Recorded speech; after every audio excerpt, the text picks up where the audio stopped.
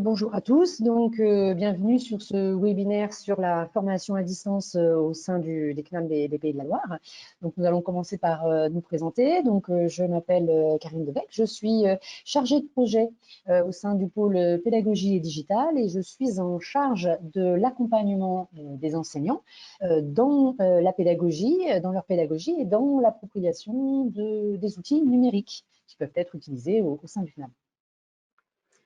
Et donc moi, je suis Hélène Meyer, chargée de projet également. J'accompagne les formateurs du CNAM et aussi des formateurs externes en entreprise ou dans des centres de formation sur la pédagogie et le digital.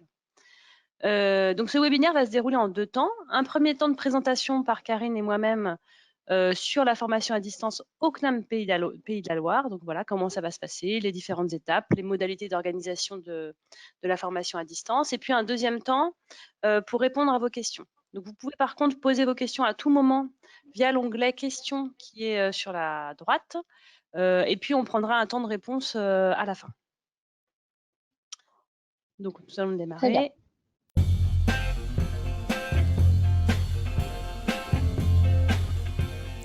C'est décidé.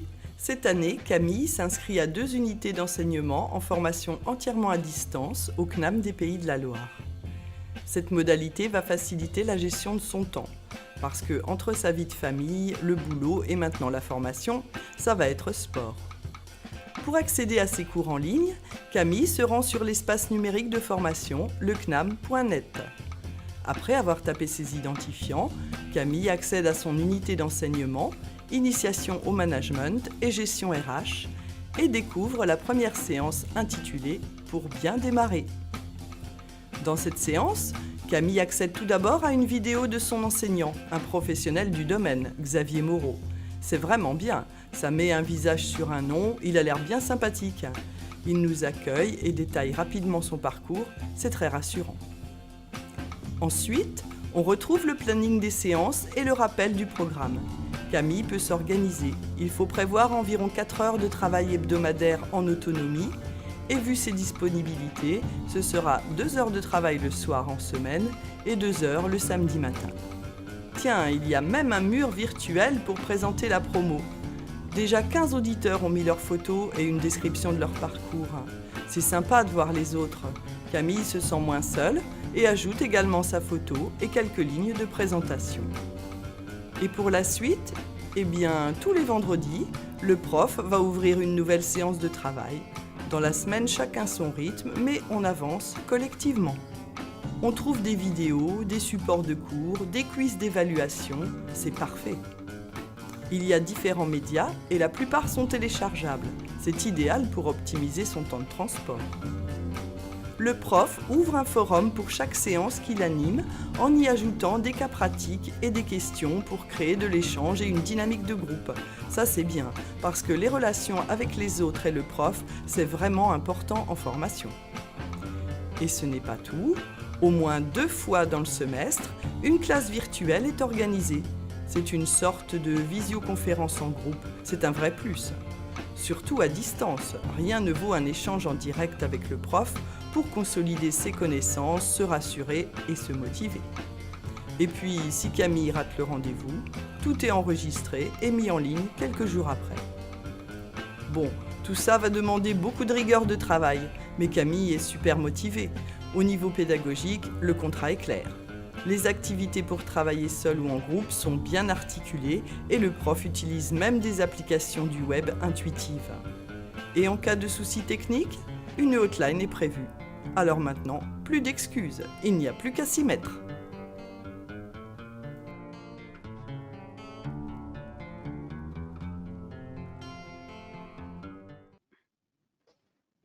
Alors, concrètement, Hélène, comment se passe la formation à distance au sein du CNAM des Pays de la Loire pour un élève qui serait inscrit sur une ou plusieurs unités d'enseignement?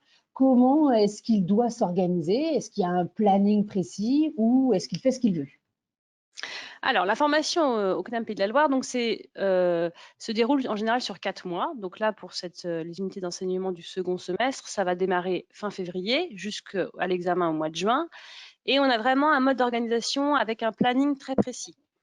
C'est-à-dire qu'en fait, au démarrage de l'unité d'enseignement, vous aurez une séance qui s'appelle la séance pour bien démarrer, dans laquelle vous retrouverez le planning de votre UE. Dans ce planning, il y aura en fait les modalités de travail qui sont propres à chaque enseignant, et puis il y aura les modalités d'organisation, et vous verrez que à chaque semaine, correspond une séance de travail. Donc en fait, généralement le vendredi, mais ça peut être un autre jour dans la semaine si c'est défini par un enseignant, le vendredi, l'enseignant active la séance de travail, et dans cette séance, vous allez trouver des ressources à travailler, à consulter pendant la semaine. Donc, chaque auditeur, en fait, va être autonome dans l'organisation de son travail sur la semaine, mais devra suivre ce planning très précis pour, voilà, pour que toute la promotion, je dirais, tous les élèves qui suivent la formation gardent le même rythme. Le volume de travail pour un auditeur, il est en général de 3 à 4 heures, selon le nombre de crédits, en fait, d'unité d'enseignement. Plus l'unité d'enseignement a des crédits, 4, 6 ou 8, plus le volume de travail est important. Il faut compter une moyenne de 3 à 4 heures de travail par semaine pour un apprenant, que vous organisez en fait comme vous le souhaitez. Donc sur la semaine, donc ça peut être vous bloquer un samedi matin pour travailler, ou alors découper en 3 fois par exemple sur la semaine. Chacun est libre de son organisation, mais par contre il est très important de suivre le planning indiqué par l'enseignant, et donc de chaque semaine faire le travail qui est demandé. Ce travail peut être soit un travail collectif, de groupe, hein. On peut demander tout à fait en formation à distance d'avoir un travail sur une semaine avec d'autres apprenants, ou soit un travail individuel. Et là, chacun s'organise comme il le souhaite. D'accord.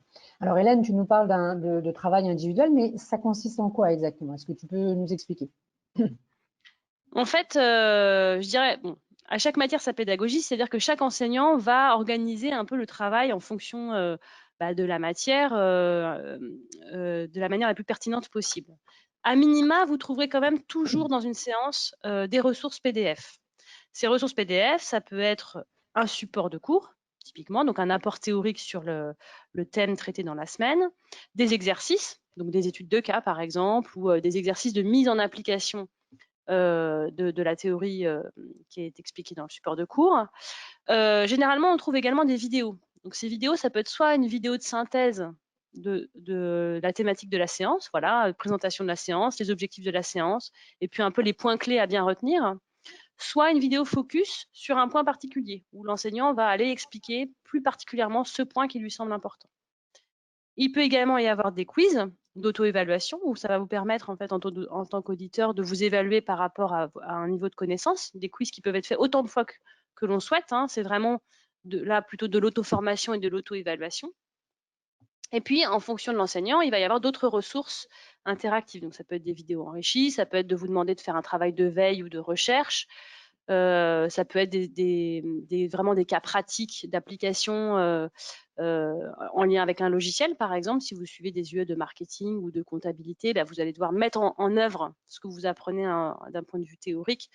Mais le tout sera vraiment guidé par l'enseignant. Et donc, chaque semaine, vous aurez les consignes de travail, l'exercice qui doit être fait, les corrections, les supports de cours à revoir, des synthèses aussi. Il peut y avoir effectivement des points de synthèse pour pouvoir réviser pour l'examen. Donc voilà, cet ensemble de ressources vous sera donné chaque semaine par l'enseignant, et je dirais, c'est sûr qu'entre une UE de marketing ou une UE de comptabilité, la pédagogie ne sera pas forcément la même, donc les ressources peuvent évoluer, mais vous trouverez toujours à minima des ressources PDF et puis des vidéos. Et voilà, et parfois des ressources interactives en complément. À moi de te poser une question, Karine. Donc là, on a parlé des ressources que les apprenants vont pouvoir consulter autant de fois qu'ils le souhaitent. En termes d'échange avec le formateur, comment ça se passe? Comment les élèves communiquent avec lui?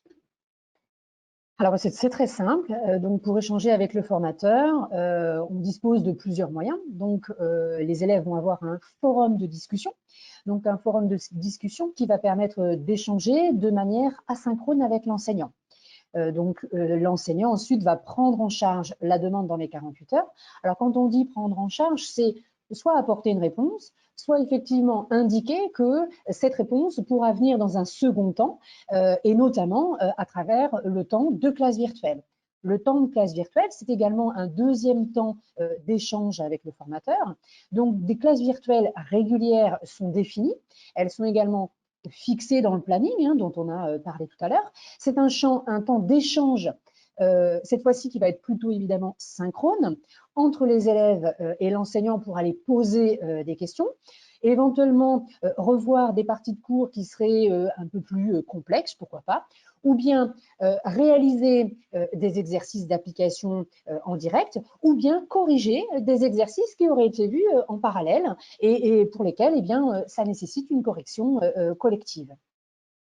Donc, ces deux temps d'échange participent de la motivation des élèves et ces deux temps d'échange permettent à l'enseignant de s'assurer de la bonne appropriation des éléments et puis également permettent de maintenir un lien régulier entre les élèves. Alors, il y a un élément qu'il faut que je précise quand même au niveau de la classe virtuelle, c'est que celle-ci, elle est donc enregistrée et donc peut être consultée à loisir a posteriori. D'accord, mais donc si je comprends bien, je communique en tant qu'élève avec le formateur, mais aussi avec les autres élèves. Oui, tout à fait, Hélène. Alors, dans la rubrique pour bien démarrer, dont on a parlé tout à l'heure, hein, celle qu'on a appelée la séance de démarrage, eh bien, tout le monde va se présenter via un mur collaboratif. Là, vous avez, par exemple, là, un exemple. L'idée ici, bah, c'est bien d'avoir un équivalent d'un tour de table qu'on pourrait avoir en présentiel, hein, chacun se présentant, se présentant de manière personnelle, va évoquer évidemment les éléments qu'il a envie d'évoquer avec le reste du groupe. Et puis, chacun va donc se présenter aux autres. Et puis, de ce fait, ça va également permettre aux autres de savoir qui fait partie de cette promotion. Donc, ça va faciliter les échanges sur les forums et dans le cadre de la classe virtuelle, mais également faciliter les exercices de groupe dès lors qu'il y a ce type d'exercice prévu dans la pédagogie de l'enseignant. Et puis également, le forum de discussion dont on parlait tout à l'heure, qui va permettre d'échanger avec l'enseignant, mais également échanger avec ses pairs, puisqu'effectivement, l'enseignant peut aussi évidemment répondre à des questions pointues, mais ce sont aussi les pairs, hein, donc les autres élèves, qui peuvent répondre s'ils ont envie de partager des éléments précis d'expérience avec les autres personnes. Donc, selon la pédagogie de l'enseignant, il peut y avoir des activités ponctuelles de groupe et parfois même des projets collaboratifs sur toute l'année. Hein, ça peut arriver. Les élèves sont donc, évidemment, ils ne sont pas seuls hein, dans ce cadre-là. Ils peuvent évidemment s'appuyer sur la promo et sur le reste du groupe. OK ? Alors, si on résume un petit peu les éléments qu'on a évoqués, Hélène, jusqu'à maintenant, la FOD, la formation à distance, hein, appelée la FOD, c'est donc un temps de travail individuel.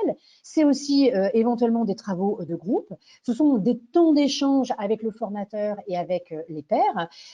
Mais du coup, comment se passe l'examen final, si on précise ce point ? Alors, l'examen final, en fait, pour toutes les unités d'enseignement à distance, il y a un examen sur table. L'examen sur table, il ne se passe pas forcément au CNAM de Nantes, mais dans votre centre de rattachement. Ce qui veut dire que si vous habitez Marseille, par exemple, vous n'allez pas venir passer, et que l'UE dépend du CNAM Pays de la Loire, vous n'allez pas venir passer l'examen à Nantes, mais vous le passerez bien à Marseille. Le centre de rattachement, en fait, c'est votre centre d'inscription CNAM. Ce qui veut dire qu'en fait, les examens peuvent se passer sur tout le territoire métropolitain et hors métropolitain, hein, d'ailleurs, en France. Après, il peut y avoir, selon les UE, des contrôles continus. Par exemple, tu parlais, Karine, de projets collaboratifs ou d'un projet fil rouge sur l'année. On peut très bien imaginer que sur une UE particulière, ou qui nécessite par exemple beaucoup de mise en œuvre et d'application, il va y avoir un projet ou un dossier à écrire sur l'année, et ça comptera pour partie de la note. Il peut y avoir aussi des fois des valorisations. C'est-à-dire si vous êtes très actif dans les forums, vous participez aux classes virtuelles, etc., l'enseignant peut décider de mettre un peu des points bonus, de valoriser cette participation. En tout cas, à minima, toujours un examen sur table et parfois un contrôle continu qui peut être dossier, projet, collectif ou individuel, en fonction de la pédagogie de l'unité d'enseignement. Voilà. Alors maintenant, autre question, Karine, la question quand même d'importance. Bon, on a parlé des ressources, on a parlé des classes virtuelles, on a parlé de tout ça. Où est-ce que je trouve, en tant qu'élève, où est-ce que je trouve tout ça ? Alors, c'est une bonne question. Peut-être qu'on peut afficher justement le visuel. Alors, il faut savoir que le CNAM dispose d'une plateforme de formation. Cette plateforme de formation, elle est appelée espace numérique de formation, d'accord? Donc, cette plateforme, ça veut dire que c'est un site Internet avec un compte personnel, donc un login, un mot de passe. Et cette plateforme, cet espace numérique de formation est accessible au démarrage des cours. Donc, dans cette plateforme, on va retrouver l'ensemble des ressources disponibles, y compris les outils de communication. Donc, la classe virtuelle, l'outil de communication pour la classe virtuelle, pour le forum. Donc, chacun y trouvera son unité d'enseignement, mais aussi ses unités d'enseignement, parce qu'il faut rappeler que parfois, on s'inscrit sur plusieurs unités d'enseignement. Et puis, on retrouvera évidemment tous ces outils. Et puis, on retrouvera également des ressources documentaires avec un accès à la base de données, à des bases de données qui sont mises à disposition gratuitement pour les élèves. Donc, un moyen d'aller rechercher des informations complémentaires pour son usage personnel et ou dans le cadre des travaux de groupe. Donc, mise à disposition de ressources documentaires en dehors de l'unité d'enseignement. D'accord. Et donc, si j'ai un souci technique en tant qu'élève, comment je fais? Alors, depuis l'espace numérique de formation, il y a un formulaire d'assistance en ligne qui est disponible avec une réponse par mail et un numéro de téléphone pour répondre aux éventuelles questions d'ordre technique propres à la plateforme. Donc, tout cela, le téléphone, la hotline téléphonique est accessible en journée, donc 9h, 17h30. Et puis, évidemment, on peut envoyer son mail à tout moment. Et donc, derrière, eh bien, vous aurez un engagement de réponse pareil dans les 48 heures. Voilà, donc après, s'il y a des questions d'ordre pédagogique, évidemment, il faut se retourner vers l'enseignant, mais voilà, tout ce qui est question technique, il y a l'assistance. Voilà, je pense qu'on a fait à peu près le tour, en tout cas, de la présentation qu'on souhaitait vous faire par rapport à la formation à distance au CNAM Pays de la Loire. Donc là, on va passer à un temps de questions-réponses. Voilà, n'hésitez pas, vraiment sur n'importe quel sujet par rapport à la formation à distance. Donc là, je vois qu'il y a une première question d'une personne qui souhaite faire une formation en géotechnique, qui habite à Orléans, mais il me semble que la géotechnique ne se fait qu'à Paris. Alors, comment faire dans ce cas-là? En fait, ce qu'il faut faire, Gerdina, c'est aller voir votre centre de rattachement, donc le centre d'Orléans, CNAM Orléans, pour les questionner sur la formation que vous souhaitez faire, que moi je ne connais pas particulièrement, mais voilà, d'aller questionner la formation en géotechnique. Soit celle-ci est en formation à distance, et auquel cas elle peut très bien être diffusée par le CNAM Paris, mais comme c'est en formation à distance, vous pouvez rester à Orléans pour la suivre, puisque là, il suffira d'avoir la connexion Internet et puis, comme on l'expliquait, d'avoir un peu vous connecter chaque semaine pour suivre la formation. Soit elle se fait en présentiel, auquel cas, si elle n'est en présentiel qu'à Paris, là, il faut se déplacer. Voilà. L'idée, c'est que la formation à distance, elle est disponible partout sur le territoire. Et quand bien même c'est réalisé par un autre CNAM, Bretagne ou Occitanie, il faut aller voir le centre de rattachement pour vous inscrire et après vous la suivez depuis votre domicile. Tout à fait. Voilà, j'espère avoir répondu à votre question, Gerdina.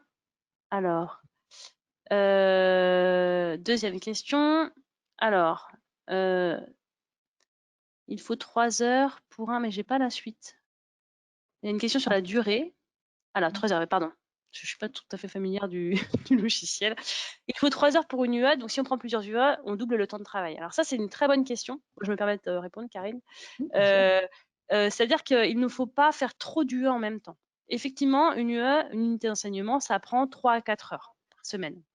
Donc, tout dépend évidemment de votre situation. Mais si vous êtes en emploi à temps plein, on conseille en général d'être plutôt sur 2 UE par semestre. Parce que ça fait déjà entre 6 et 8 heures de travail par semaine, ce qui est déjà beaucoup. Si vous êtes plutôt en activité partielle ou si vous avez plus de temps, vous pouvez prendre plus d'UE, mais bien mesurer la charge de travail que va vous demander l'unité d'enseignement par rapport à vos contraintes personnelles, familiales.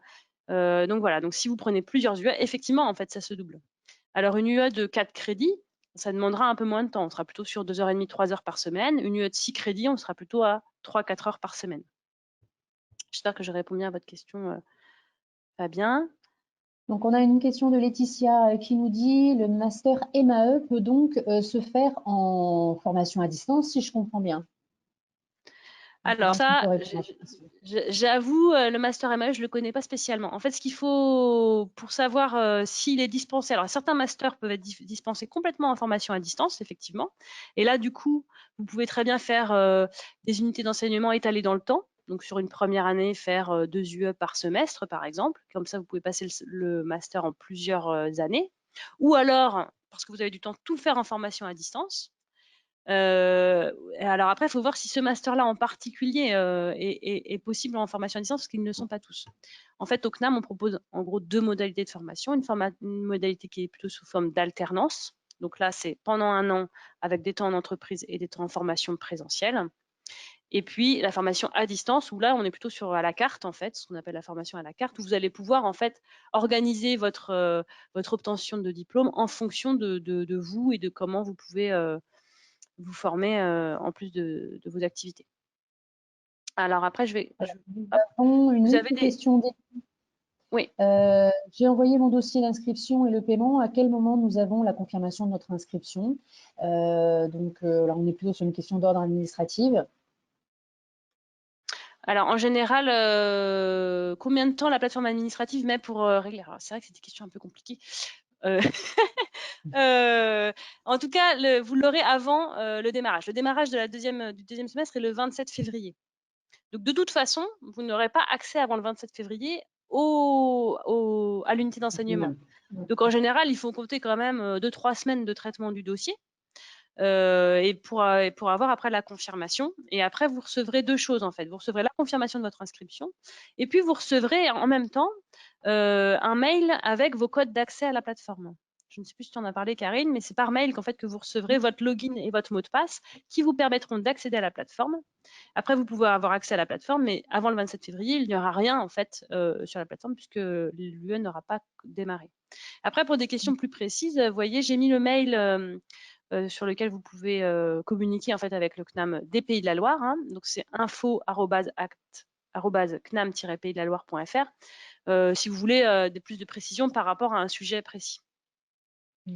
Alors, on a le même type de question par Laurent et Julie, le même type de question que tout à l'heure. Donc, la licence pro gestionnaire immobilier existe-t-elle à distance, en formation à distance? Et puis, la formation psychologue du travail se fait-elle essentiellement à distance?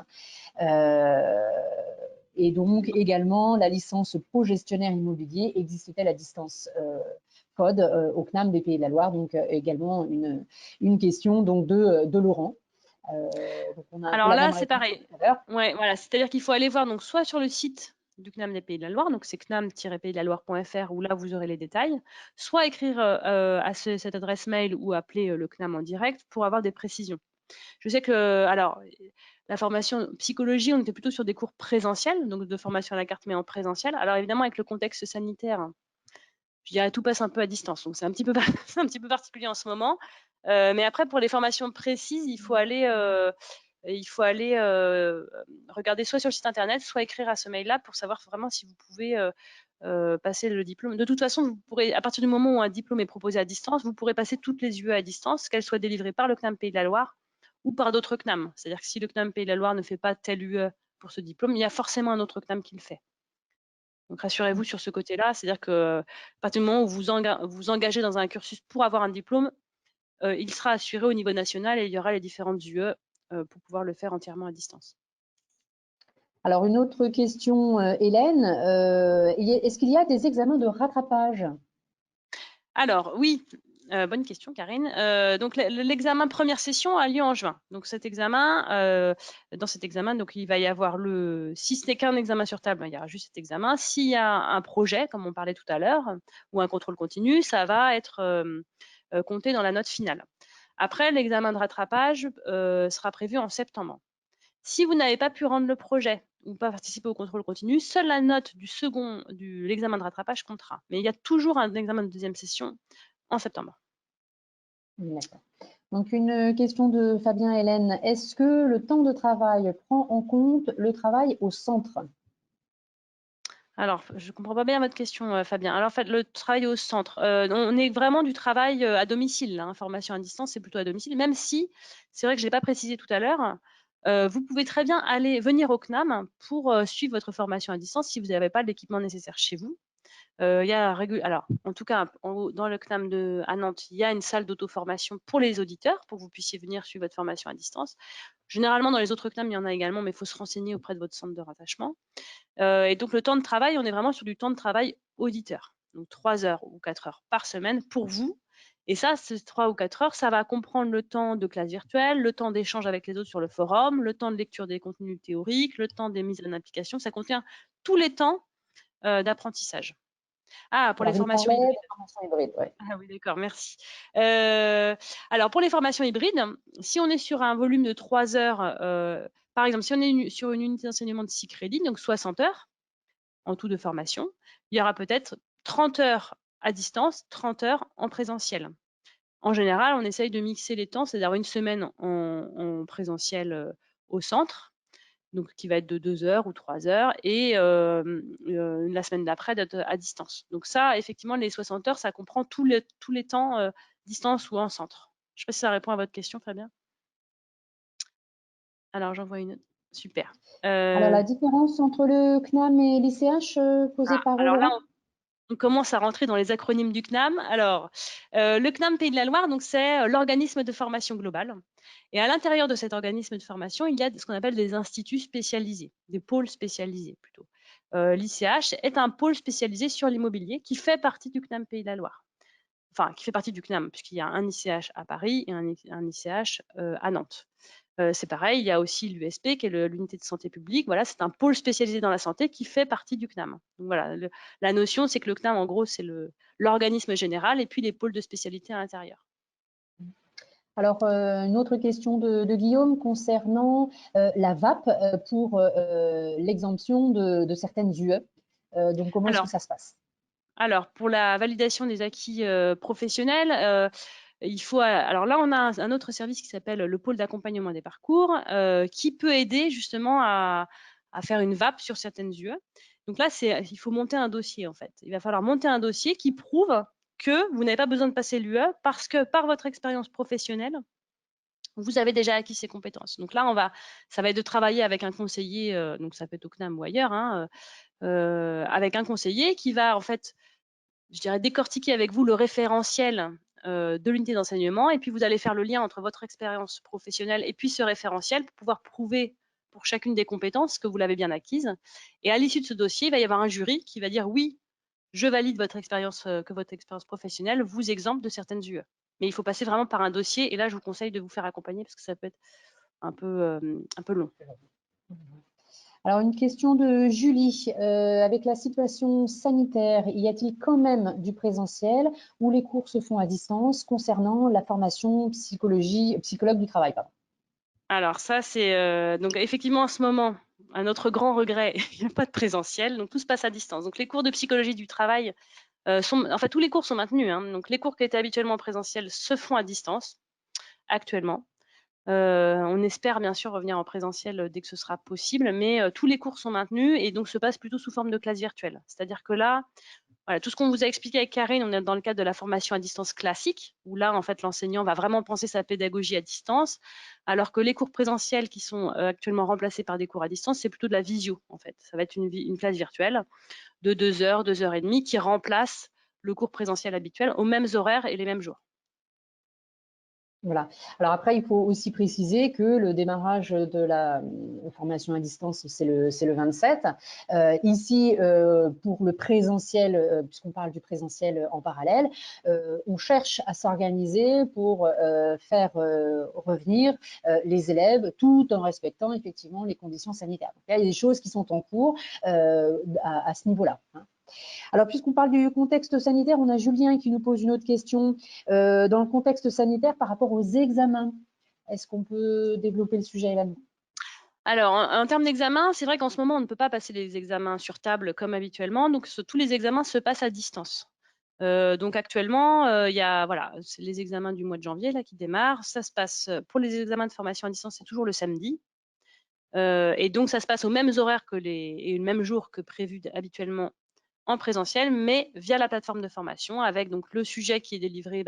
Si l'examen commence à 9 h, à 9 h, on a le sujet et on a jusqu'à 11 h pour le rendre, exactement comme comme en présentiel, donc mêmes horaires, même jour, mais entièrement à distance. Après, au mois de juin, on verra, je dirais, on verra comment ça se passe. Oui, c'est ça.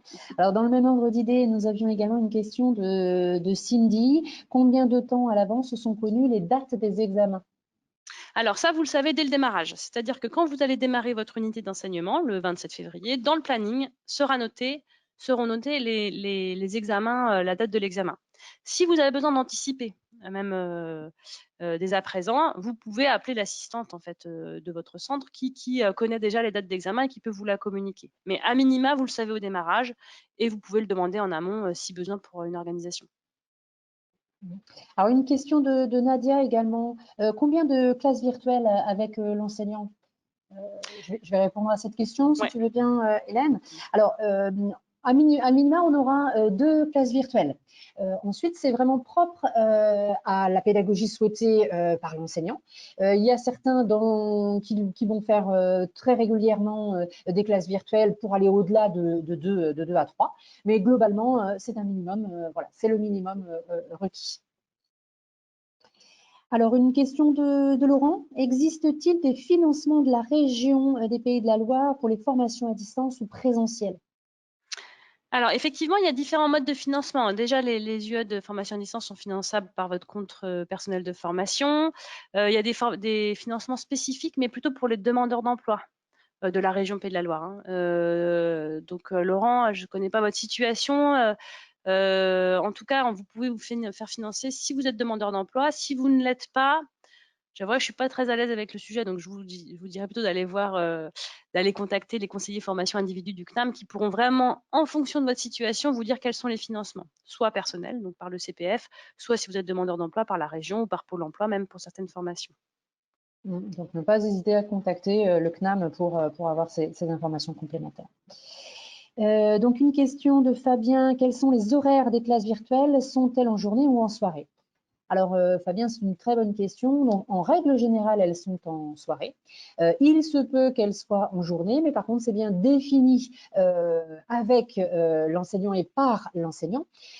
Quand bien même vous ne pouvez pas assister à cette classe virtuelle pour cet échange synchrone avec l'enseignant, sachez que quand nous sommes dans une formation à distance, ces classes virtuelles sont enregistrées. Donc, vous arriverez à les récupérer pour aller les visualiser directement depuis l'espace numérique de formation. Ok. Je vois Laurent qui répond qu'il est demandeur d'emploi. Donc, je pense qu'il y a des financements particuliers pour les demandeurs d'emploi. Après, je ne saurais pas vous dire exactement, mais si vous contactez le CNAM, vous appelez l'accueil du CNAM à Nantes qui vous transmettra un conseiller formation individu qui pourra vraiment vous dire quelles sont les démarches à effectuer. Alors, une question de Bénédicte également. Utilisez-vous toujours Webinar ou faut-il prévoir d'autres applications? Non, on n'utilise jamais Webinar. La réponse. Voilà. Alors, ah ben voilà. Donc en fait, l'outil qui est utilisé pour les classes virtuelles au CNAM, ça s'appelle Big Blue Button. L'idée, c'est que vous n'avez rien besoin d'installer. Donc ça, c'est pour vous rassurer. C'est assez compatible avec les tablettes, avec les ordinateurs, les Mac et les PC. Voilà. C'est un outil en fait ce qui permet pour les apprenants d'activer leur webcam. Parce que là, vous voyez, on ne voit que Karine et moi, mais du coup, c'est vraiment un outil de classe virtuelle où là, tout le monde peut activer sa webcam, tout le monde peut parler, et donc c'est des applications particulières. Par contre, on ne vous demande pas d'installer de choses en particulier sur votre ordinateur, mais plutôt d'avoir une bonne connexion Internet quand même, et puis un ordinateur adéquat. Voilà, c'est quand même le principe de la formation à distance, effectivement. Mmh. Une question d'Ilana. À qui doit-on s'adresser lorsque l'on trouve notre alternance? Alors là, on sort un peu de la formation à distance. Ouais. Cadre. L'alternance, du coup, c'est de la formation présentielle et c'est sur un cursus en général d'1 an, synchrone. Voilà. Donc là, du coup, si vous avez trouvé votre alternance, Ilana, je dirais qu'il faut aller contacter de la même manière les conseillers formation individu du CNAM qui, en fonction du cursus que vous voulez suivre, vont pouvoir vous inscrire et puis faire la démarche auprès de votre entreprise pour avoir les contrats d'alternance, etc., etc. Voilà. Est-ce qu'on a d'autres questions? Avez-vous d'autres questions? Je pense qu'on a fait le tour des questions. Je vérifie. Voilà, je pense que voilà, on avait on a répondu à l'ensemble des questions, Hélène. Donc, pouvoir s'arrêter s'il n'y a pas d'autres questions. Merci à vous, en tout cas, d'avoir participé puis d'avoir posé beaucoup de questions. On espère vous y avoir répondu. Et puis, donc, n'hésitez pas à aller voir sur le site internet, à appeler le centre CNAM de Nantes ou de votre centre CNAM de rattachement pour en savoir plus. Et puis, on vous souhaite une bonne formation. Merci à vous. Bonne fin de journée. À bientôt. Au revoir. Au revoir.